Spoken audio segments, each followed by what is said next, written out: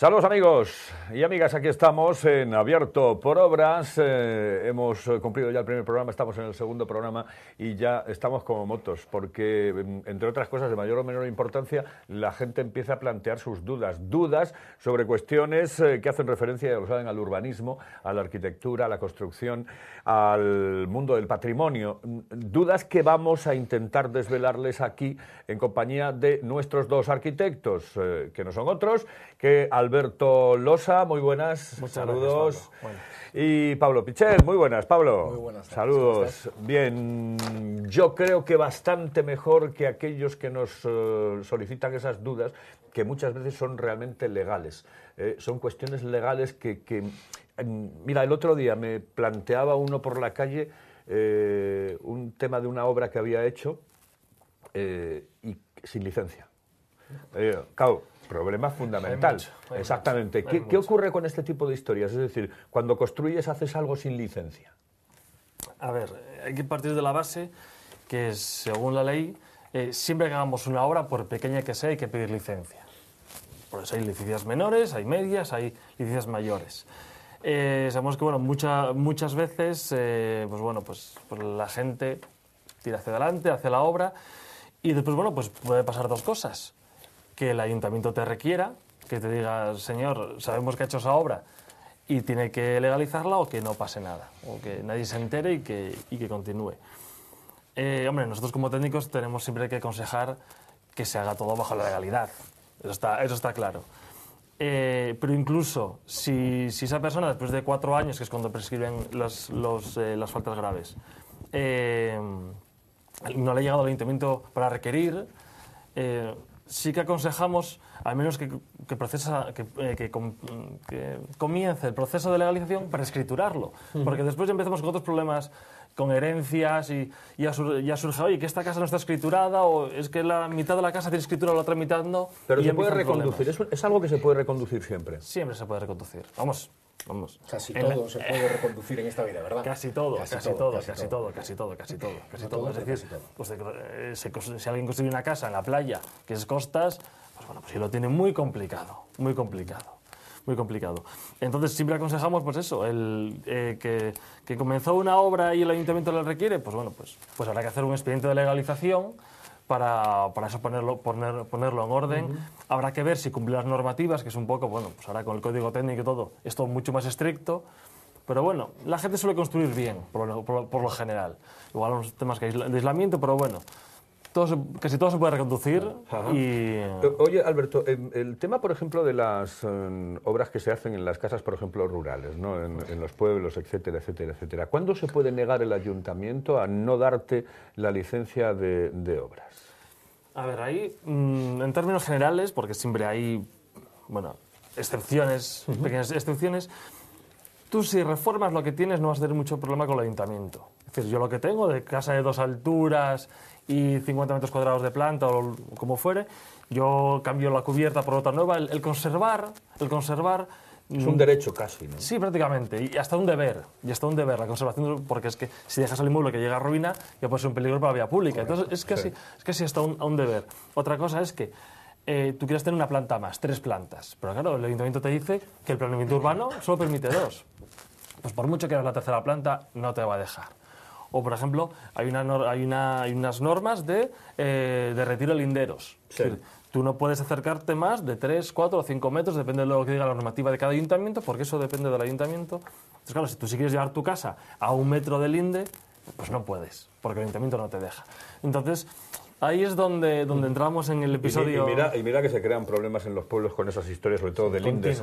Continuos. Por eso, que lo decíamos muchas veces, y lo decíamos en el anterior programa, por eso es bueno o fundamental, más que bueno, recurrir a un técnico cualificado que sabe y te va a decir cuál va a ser tu proyecto, cómo y hasta dónde puedes llegar a hacer. Es decir, ir por cuenta propia a realizar una obra tiene 2 defectos, o 2 problemas. Uno, que puede llevarte a un problema jurídico más adelante, y 2, que puede llevarte un problema técnico. Puede que no lo hagas correctamente y puedas tener un problema técnico, puedas tener una patología o puedas tener un problema jurídico. que es lo que hablamos antes. ¿Cómo se pueden legalizar estas cosas? Pues efectivamente lo ideal es que pasen esos 4 años, que es donde está el posible delito urbanístico, y a los 4 años, ¿por qué hay que legalizarlo? Pues porque todo lo que no está en el papel, como decían los latinos, verba volant, todo lo que no está en el papel se lo lleva el viento. Entonces, tú tienes que saber en un registro, en un catastro, un registro de la propiedad, en un catastro, para una herencia, tienes que saber exactamente cuáles son las características de tu inmueble. Eso es algo fundamental.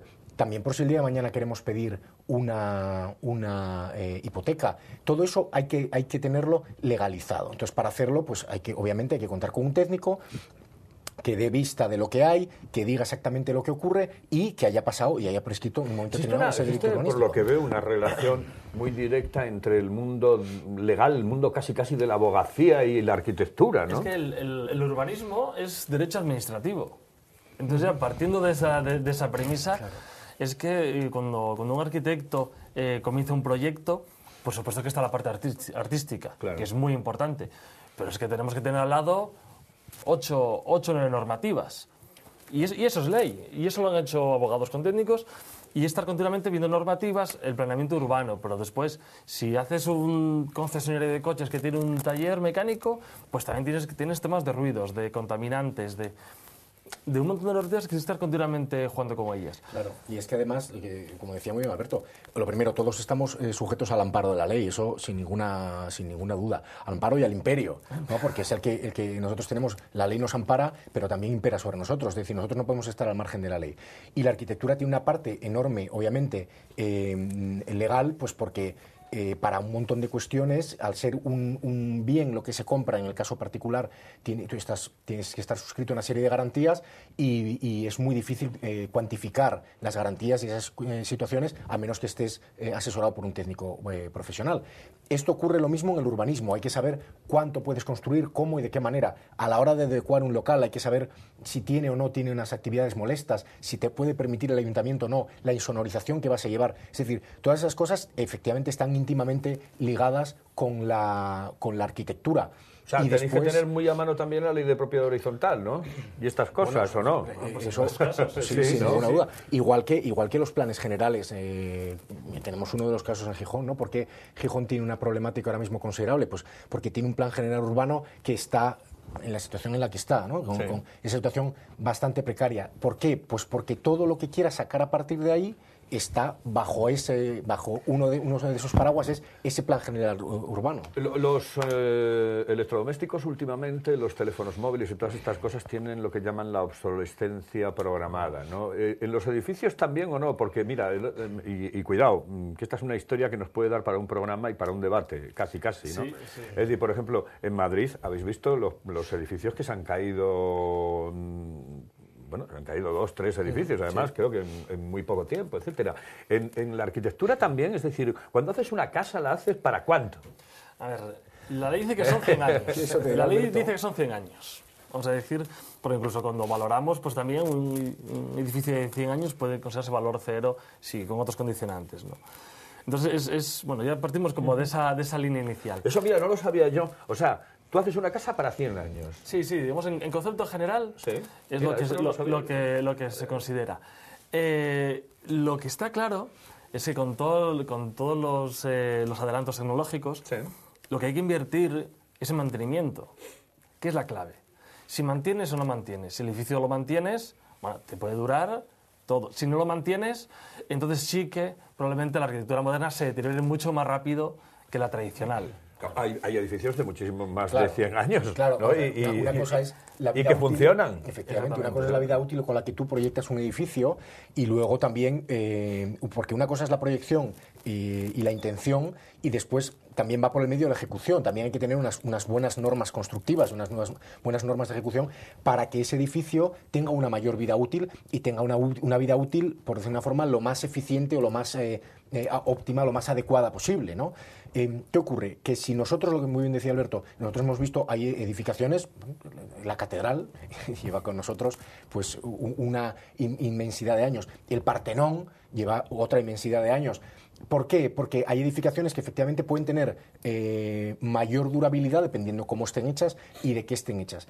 Pero hay una cosa que decía Alberto fundamental y es el mantenimiento, ¿no? Al Código Técnico de la Edificación ahora mismo no solamente habla de buenas normas constructivas a la hora de ejecutar, sino también ya habla de una cuestión que no es baladí, es decir, que es capital, que es mantener y para no llegar a tener que rehabilitar, sino mantener el edificio. ¿Por qué? Pues porque todo lo que gastemos en mantenimiento no va a ser gasto, sino va a ser inversión. Cuestión en la que entran los arquitectos, ¿no? Porque las comunidades de vecinos que ya tienen 50, 60, 70 años tendrían que hacérselo mirar.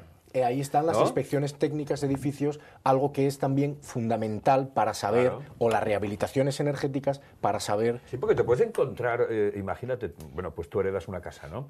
Que ya tiene sus 70 años, ¿no? Bueno, y tú tranquilo en tu casa, bueno, pasan los 30 años y joder, cuidado, que han pasado los 100 y que no pasamos, porque supongo que ahí habrá una especie de como lo que pasa en los coches, hombre. Sí, la ITV, de los edificios, ¿no? Bien, bueno, la ITV no es a los 100, es a los 30, 35 años y renovable cada 10 años, ¿no? Que es un poco el mantenimiento.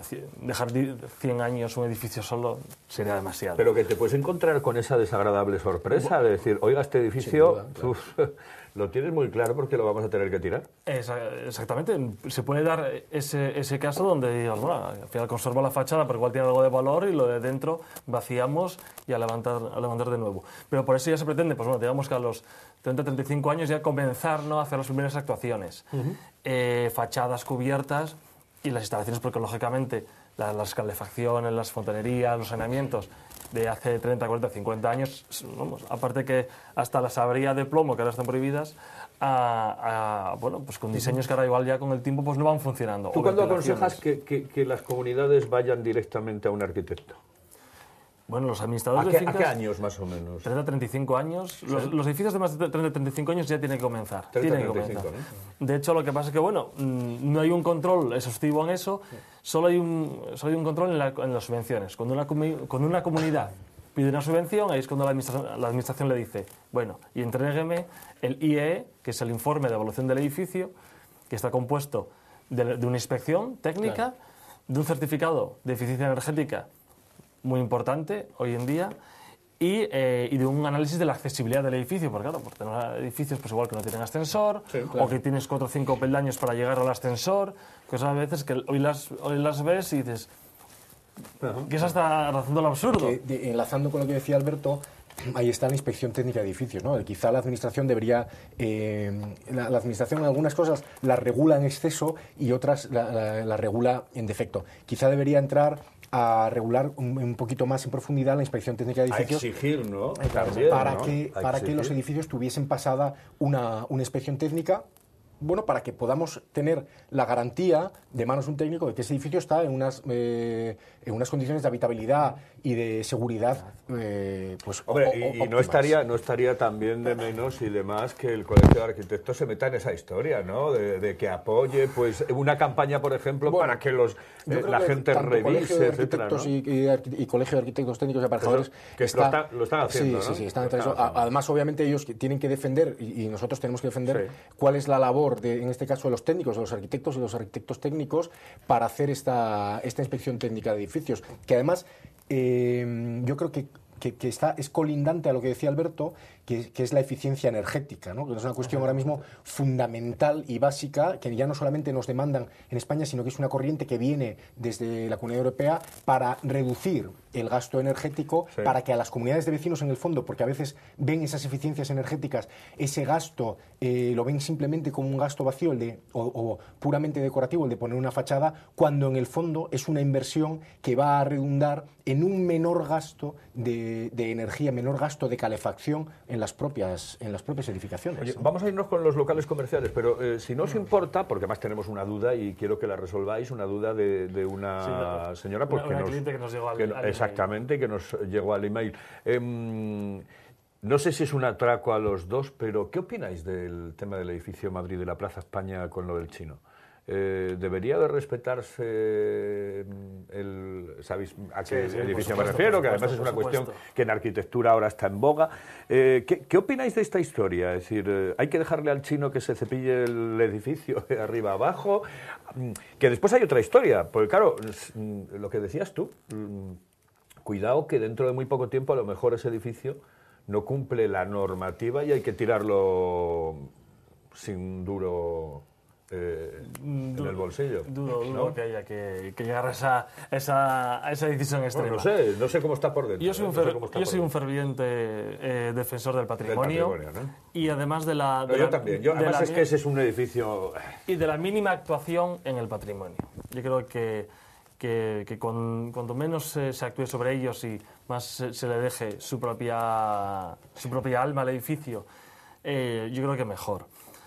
Yo creo que las consejerías de patrimonio de Madrid, yo creo que están protegiendo ese edificio, yo creo que deben hacerlo, y yo creo que es una postura que tiene que ser desde mi punto de vista muy taxativa y totalmente, fuerte en ese sentido. Por mucho que sea un poder económico, es un edificio emblemático en Madrid y en España, y no podemos vendernos de esa forma. Sobre patrimonio hablaremos sobre el prerrománico asturiano, que para mí, Sí. yo creo que también tendremos ahí una línea discursiva muy buena.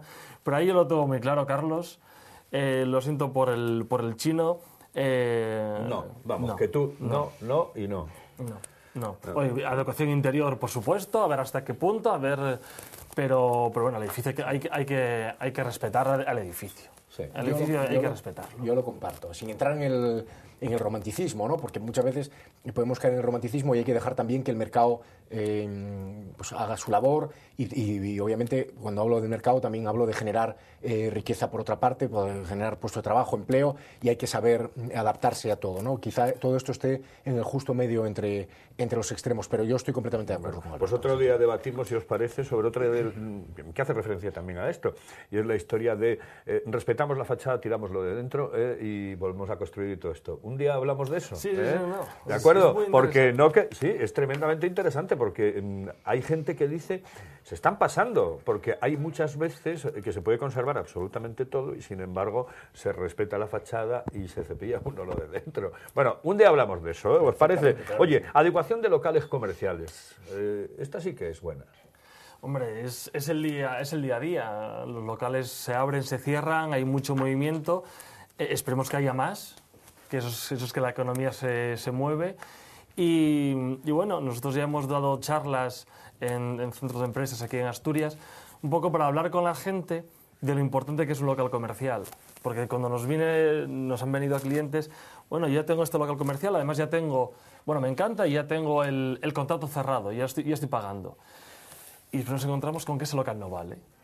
Hay que partir de la base de que no todo local vale para lo que queremos hacer nosotros. Por muy bien que esté situado, muy bonito que tenga la estética y el bueno sea el precio, igual no vale para lo que tú necesitas. Es decir, hay diferentes tipos de actividades donde cada actividad necesita diferentes condicionantes. No es lo mismo un despacho de pan, que igual es un punto de venta que es algo muy sencillo, a una cafetería, donde ya necesitas una salida de humo, ya necesitas muchos más condicionantes que te van a llevar a un local o a otro. Sí. Y algo muy importante hoy, que hay ayuntamientos que son muy estrictos, como por ejemplo Gijón, que es con accesibilidad. O sea, que haya un peldaño para entrar en el local puede ser un gran problema. Se puede eliminar, no se puede eliminar, pero nos encontramos con casos donde, pues el ayuntamiento con la ley en la mano, y ahí tienen toda la razón, porque además, oye, nosotros también defendemos la accesibilidad y estamos en pro de la accesibilidad, pero claro, pues caso de un cliente hace muy poco que ya tenía el local alquilado y todo, y bueno, pues ha sido muy complicado sacar adelante ese proyecto. Claro. No, sin duda, además, la accesibilidad es algo básico, ¿no? Porque cuando pensamos en accesibilidad pensamos simplemente o pensamos nada más que en personas que tienen necesidades específicas por una enfermedad o por una cuestión de nacimiento, una discapacidad, sí, un accidente, y es personas que tienen una necesidad específica, a lo mejor van en una silla de ruedas o tienen que portar algún tipo de apoyo como una muleta o un bastón, Pero no solamente eso, una persona que necesita también, que tiene necesidades específicas, puede ser simplemente una persona que de manera transitoria tenga que llevar una muleta por un accidente, una persona mayor. Asturias es una población muy envejecida. Mujeres que llevan niños. Las mujeres que llevan niños, aquellos hombres que pueden llevar un carrito también de bebé. Claro, todo eso también necesita su accesibilidad. Y es importante que los locales comerciales estén adecuados. ¿Por qué? Vuelvo otra vez y me dirás que soy a veces excesivamente pertinaz e insistente con esto.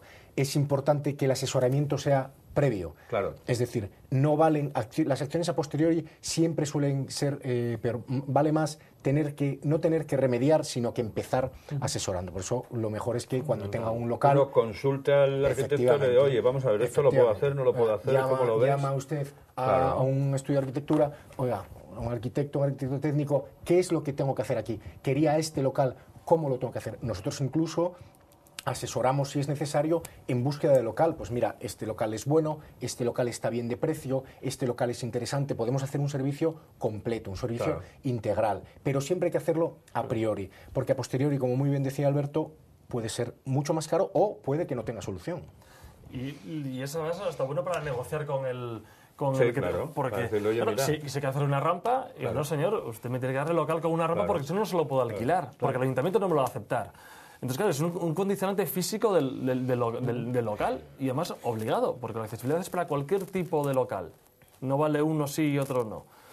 Entonces, bueno, yo creo que es... Bueno, eso nos va a dar para mucho, porque yo creo que es un tema además en el que podemos resolver muchísimas dudas. Hablando de dudas, ya saben ustedes que tienen un correo electrónico, correo electrónico en el que pueden consultarlo absolutamente todo, dudas@arquitectosasturias.com. Hay una duda que nos ha llegado al programa, Alberto. Cuéntame. Nos ha llegado una duda, bueno, que además nos pedía presupuesto para ejecutar la obra, lo cual nosotros no somos constructores en ese... Pero la duda se la vamos a resolver. Nos decía que su vecina de arriba, o su vecino, pues había muchos ruidos, golpes de portazos, pisadas, y que para su vivienda que era insoportable. Y entonces ella quería poner un aislamiento pues con una lana de roca o algo así, como con un pladur en el techo, de una habitación, nos decía, pues son 8 metros cuadrados. Para atenuar el sonido, ¿no?, de las pisadas. Sí. Y entonces pues nosotros le dijimos que así no lo va a conseguir. Atenuará un poco, pero va a seguir escuchando. Y el por qué es porque la transmisión del aire no solo es la transmisión del sonido, no solo es a través del aire, de medio aéreo, sino a través por impacto, de medio físico. Sí. Es decir, las pisadas en el suelo no solo te transmiten a través del techo, sino a través de las paredes. Claro. Continúa. Claro, hay la solución que la hacemos cuando son locales comerciales que son para hostelería de música amplificada, como bares, es que hay que cortar las paredes por arriba. Hay que hacer casi como una caja, hay que envolver para que por impacto, que es la forma por la que va más rápido el sonido, no llegue a la habitación. Por lo tanto, solo poniendo un parche arriba no lo va a solucionar. Hay que hacer o una envolvente completa, o soluciones más trabajadas de las paredes que no lleguen al techo para que no haya esa conexión del sonido. Es decir, lo que decía Alberto, es fundamental generar un aislante, es decir, generar una estructura completamente aislada, que esté una capa que genere un volumen que esté aislado, que no esté en contacto. ¿Por qué? Pues sin ser excesivamente técnico, el sonido son unas ondas que se propagan, necesitan un medio físico para propagarse, ¿no? Y esas ondas tienen una velocidad en el medio físico, que es el aire, tienen otra velocidad distinta en un medio físico como puede ser el agua, y tienen una velocidad distinta en un medio físico como puede ser pues la madera, el hormigón de las estructuras, los suelos y demás. ¿Cómo podemos aislar esto? Obviamente, para hacer eso lo que hay que generar es una barrera entre esa onda y el espacio en el que nosotros estamos. Esa onda, para que no se propague, hay que generarle una barrera en el medio físico en el que se encuentra. ¿Cómo? Pues aislándola con un material aislante en un momento determinado o generando una cavidad que quede distante, que quede aislada por un material que amortigüe esa onda. Y de esa manera podremos evitar eso. Es lo que decía muy bien Alberto. A nosotros nos ocurre muchas veces en locales comerciales que van a tener música o música amplificada y necesitan tener un aislante que amortigüe esa onda para que no llegue al vecino y no moleste, ¿no? Eso es algo fundamental, es algo básico, porque además en nuestro descanso es importantísimo pues tener una vivienda bien aislada. Eso es otra de las cuestiones fundamentales a la hora de ejecutar, de hacer una buena ejecución material, una vivienda bien aislada, para que el vecino, la vecina de arriba, cuando se levanta a las 6 de la mañana y se acaba de calzar porque trabaja en un banco y entra a las 7:30, no nos despierta a nosotros, que nosotros tenemos suerte y nos levantamos nada más que a las 8 porque entramos a las 9. Entonces, eso es algo fundamental, y era, pues, esa duda es una duda que ocurre y una duda muy recurrente. Sí, sí. Sí. Que por cierto, yo tengo un amigo, ahora ya no tiene esa cafetería, vamos, es el local, pero tenía problemas para poner un toldo en el edificio, porque al parecer ese edificio estaba protegido. Ese también es un problema, es decir, poner las cosas porque sí, se gastó una pasta, ¿eh? Claro. Se gastó en el toldo. Es decir, que esas son cuestiones también que hay que consultar con el arquitecto, Claro, ¿no? puso el toldo antes de Exactamente. solicitar. Bueno, Sí, porque, bueno, vamos a ver, él veía que había toldos al lado, no en ese mismo edificio, pero al lado, que sobresalían lo que él iba a poner más o menos, y él pensó que realmente el único problema era el de que sobresaliese o no, pero no, es que el edificio estaba protegido. Al igual, Carlos, que los hosteleros, con la normativa de terrazas, con la nueva normativa de terrazas de Oviedo, tienen lo ideal... Ya, eso Claro. ¿Qué opinión tenéis ahí? Bueno, mejor no opináis con eso, ¿no? Sí, luego podemos hacer un monográfico yo creo que sí. del programa, si queréis, no hay ningún problema, porque además es verdad podríamos traer a tienen... alguien de la hostelería, ¿no? Sí, podemos mirarlo. Es un programa que tiene mucha... Es verdad que tiene mucha enjundia, es una situación que tiene mucha enjundia, pero que lo que, opinando o no, es una norma que está vigente, que va a haber que cumplir,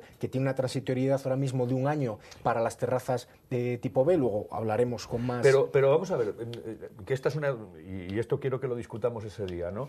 Claro, es que no en todos los sitios es igual, es que hay agravios comparativos con otros lugares, ¿no? Donde sí se permite y se permite de esta manera. Bueno, en Oviedo en eso lo tiene bastante delimitado, ¿no? Las terrazas, ¿qué tipo de terrazas va a permitir? Claro, porque eso es como el impuesto de sucesiones, ¿no? Dice, ya, pero es que los de Madrid no pagan lo mismo, y los de Barcelona pagan lo mismo. Entonces, en esto ocurre lo mismo también con el tema de las terrazas, ¿no? ¿Sí o no? Totalmente. Claro. Es muy desigual. Obviamente, Oviedo tiene una normativa, Gijón tiene una normativa distinta, cada ciudad tiene una normativa distinta, porque tiene también potestad jurídica para poder hacerlo, ¿no? Pero sí es verdad que antes había cierto vacío porque no había una normativa, ahora hay una normativa a la que ceñirse. ¿Está mejor o peor hecha? Quizá habría que discutirlo, habría que ver si es una normativa, por decirlo de una forma, que obsoleta, aúne a todos. Obsoleta no, desde luego, porque tiene un año, efectivamente, tiene un año, con lo cual...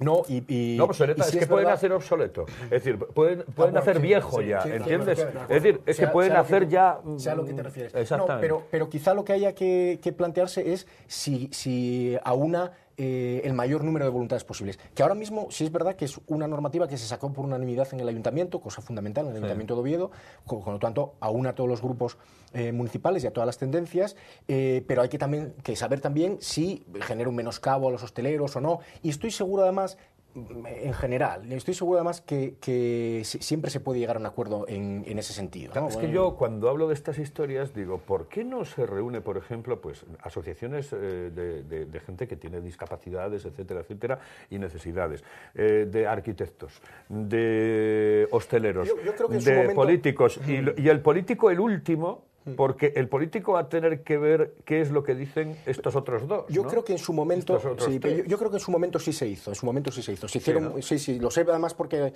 nosotros nos consultaron algunas cosas, y yo sé que el anterior gobierno municipal hizo una labor además de preguntas, habló con asociaciones de discapacitados, habló con asociaciones que tenían personas con necesidades específicas, con hosteleros y con el resto de los grupos, porque fue una normativa además que salió por unanimidad. Pero sí es verdad que habría que dar una vuelta, y que es importante que los hosteleros que vayan a poner una terraza o quieran poner una terraza se asesoren de qué tipo de terraza pueden Se poner. nos fue el tiempo, nos queda la anécdota. ¿Es posible? Porque lo del prerrománico, por ejemplo, que era uno de los temas que quería tocar, lo vamos a dejar para el próximo programa, lo siento. Pues no sí, podemos, es que se hay nos que va. tocarlo Ya ves, bien, cuando hay que hablamos de tocarlo bien. arquitectura, Sí. me está emocionando a mí el programa este, ya me está gustando, me está tiene gustando. mucho más- Pues sí, señor, muchísimo más de lo que yo pensaba, dije yo. ¿Y yo qué ahora, hablando de casas? ¿Qué coño hago yo hablando? Pues no, tiene su... Es que claro, está tan metido dentro de la sociedad y ocupa tantos campos que realmente nos afecta a todos los ciudadanos. Y eso es fundamental. Una anécdota chiquitita, ¿la tenéis o no? ¿O la dejamos para el próximo? Bueno, como queráis.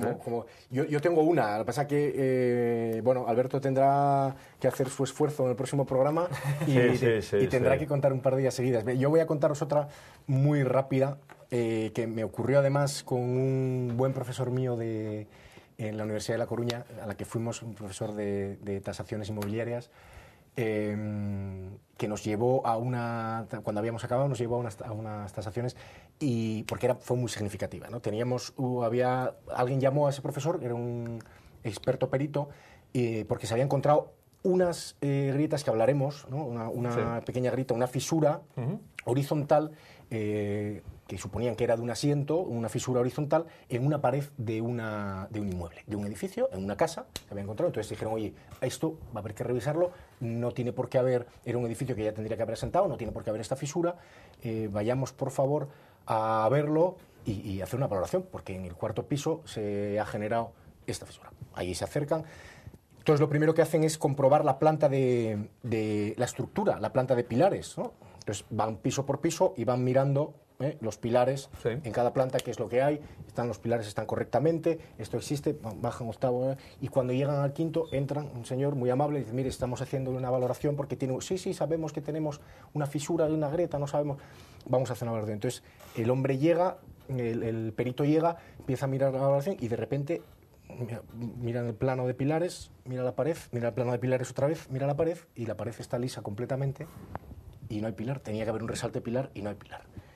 Entonces, el perito, en ese momento, si me llega a ocurrir a mí, yo palidezco, porque es una cosa que es completamente así, y le pregunto al hombre y dice, oiga, ¿usted ha hecho obras en casa? Y dice, sí, he hecho obras hace relativamente poco. ¿Y usted se daba cuenta que aquí había un resalte? Dice, sí, no me entraba el sofá, tuve que quitarlo, tuve que traer una radial porque tenía unos hierros, aquel hombre se había cargado medio pilar, sobresalía, no era medio pilar, porque si no medio pilar habría sido más grave, sobresalía un tercio, ese pilar sobresalía un tercio sobre lo que es el paramento, sobre lo que es la pared, y se había cargado medio pilar porque le molestaba para el sofá. Dice, no, es que estaba tan mal increíble, y ahí nos hemos encontrado aquí. En aquel momento nos dieron ganas de llorar, ahora te ríes porque lo ves. Pero vamos, que eso podría haberse cargado parte del edificio, ¿no? ¿O no? No, Alberto, que sabe mucho más de estructuras que yo, dirá, no sé si llegaría. No tengo ni idea, pero... A ver, todo tiene el pilar estará para algo, del otro, ¿no? Todo tiende a no caerse, ¿no? Me decía mi profesor de estructuras, porque todo se deforma hasta que llega una estabilidad. Y se pondera, además, para que no haya problema. Exactamente. Entonces, hombre, con una actuación así no llegaría, pero bueno, ya habría fisuras, el edificio se deforma hasta que llega pues, otra vez a una estabilidad. Y esperemos que no haya pasado nada. No tenemos tiempo para más. Dentro de 15 días volvemos aquí en Abierto por Obras con nuestros amigos Alberto y Pablo, Alberto Losa y Pablo Pichel, arquitectos y gente que nos están acercando el mundo de la arquitectura, de la construcción, del patrimonio a los ciudadanos. Y eso es algo muy importante, yo que pensé que iba a ser un tochazo y mira, me estoy encontrando con un programa impresionante. ¡Qué bonito! Bueno, pues muchísimas gracias. Preparadme la historia esta de las terrazas, para traer aquí a un hostelero y que nos hable, ¿vale? Lo haremos. Saludos. Señoras, volvemos dentro de 15 días aquí en Abierto por Obras.